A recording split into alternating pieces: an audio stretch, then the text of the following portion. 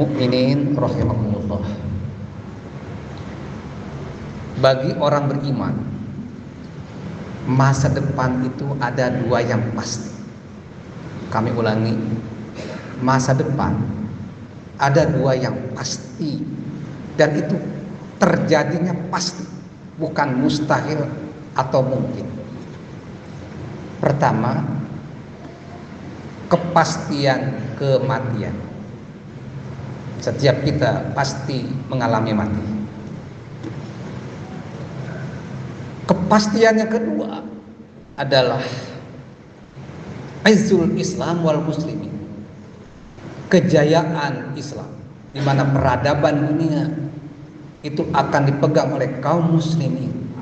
Itu sesuatu yang pasti juga terjadi, bukan mungkin, bukan mustahil. Terlepas hari ini kaum muslimin dalam keadaan hina, umat Islam tidak bisa mengatur dunia, ya betul, tapi nanti pasti terjadi.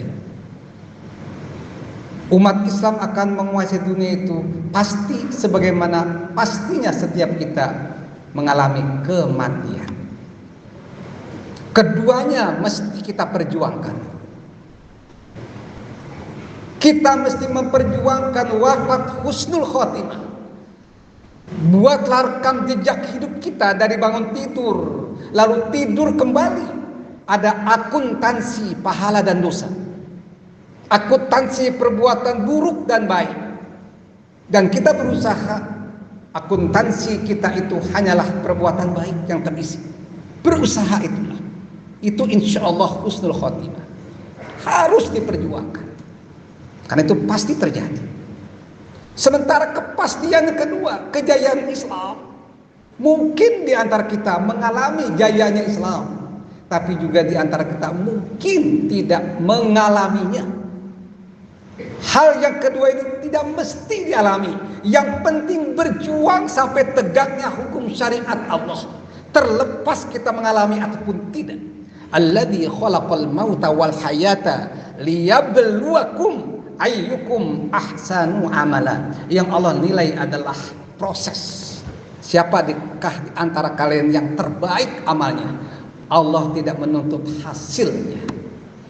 Mukminin rahimakumullah, di awal khutbah khatib membacakan satu surat, yaitu yang terakhir, surat Al-Baqarah ayat 85. Boleh dicatat, Al-Baqarah ayat 85. A'udzu billahi minasyaitonir rajim.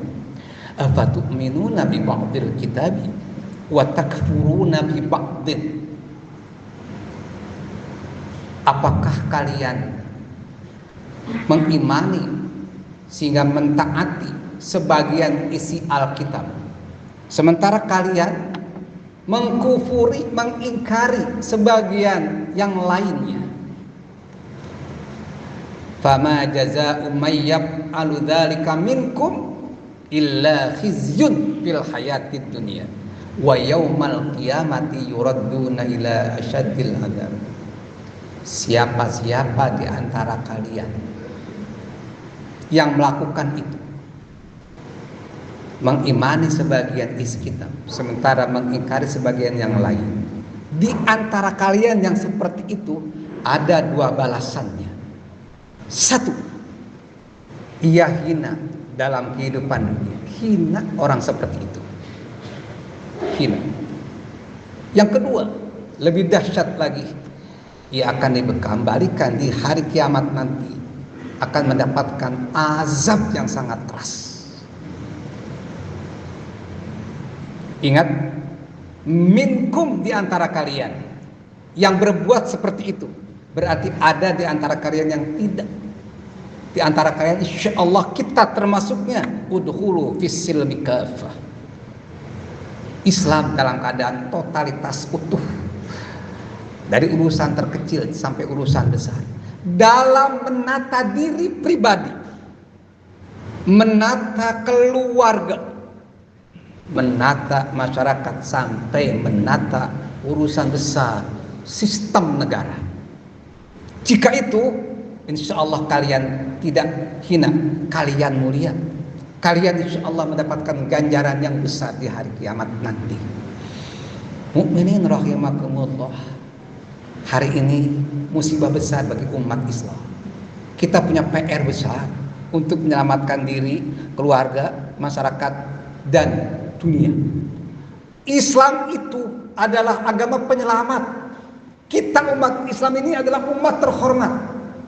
Kuntum khair ummah. Dunia berharap peran umat Islam untuk menyelesaikan kasus-kasus yang tidak tuntas, menyelesaikan kesemrautan, menyelesaikan ketidakadilan, kezoliman, menyelesaikan kasus-kasus kebohongan dan kecurangan, untuk memunculkan kejujuran. Di tangan umat Islam lah akan terjadi itu.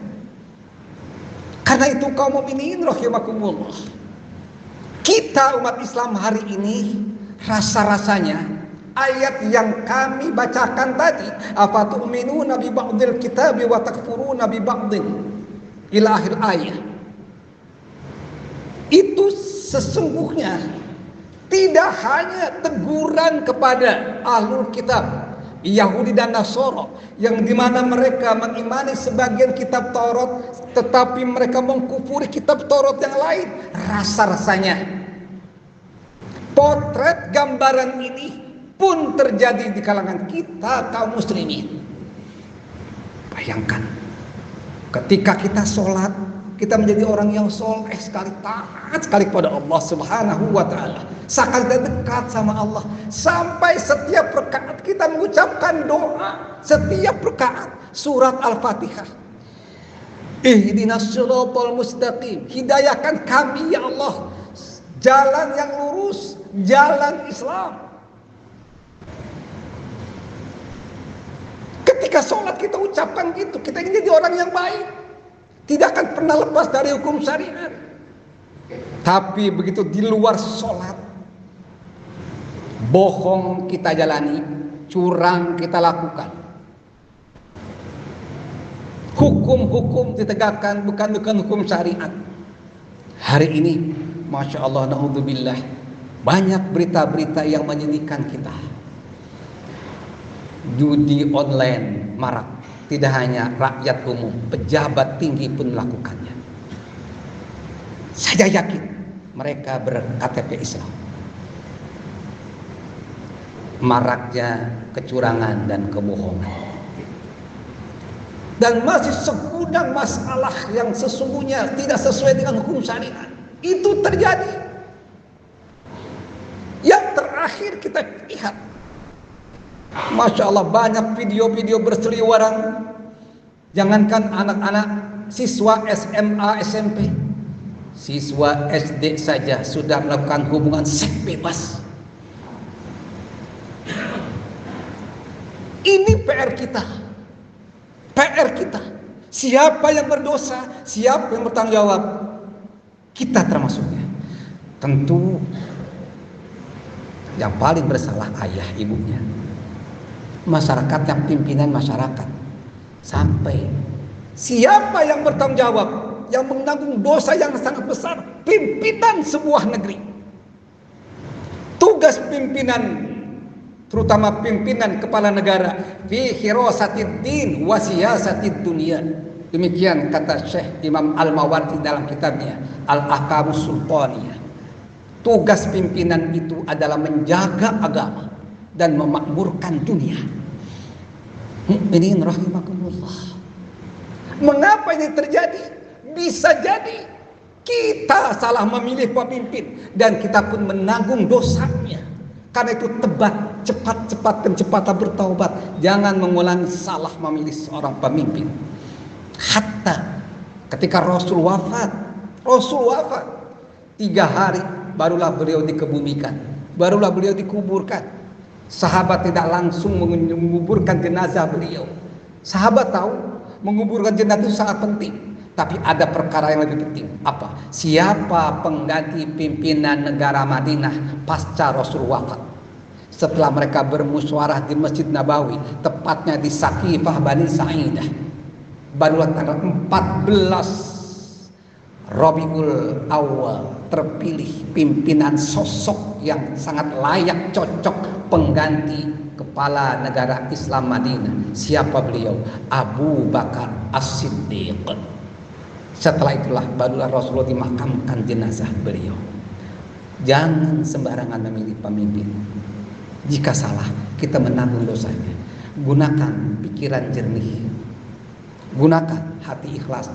Bukan lantaran pertemanan, bukan lantaran saudara, apalagi lantaran pemberian uang. Haram. Mari kita buat rekam jejak hidup kita penegak hukum-hukum syariat. Mukminin rahimakumullah, sekedar ini yang dapat khatib sampaikan. Semoga ini menjadi tamparan untuk khatib sendiri, tamparan untuk keluarga khatib, dan nasihat untuk kita semua. Mohon maaf kalau ini banyak salah dan khilaf. Barakallahu li wa lakum fil Qur'anil azim wa nafa'ani wa iyyakum bima fihi minal ayati wat dzikril hakim. Innahu huwat tawwabur rahim.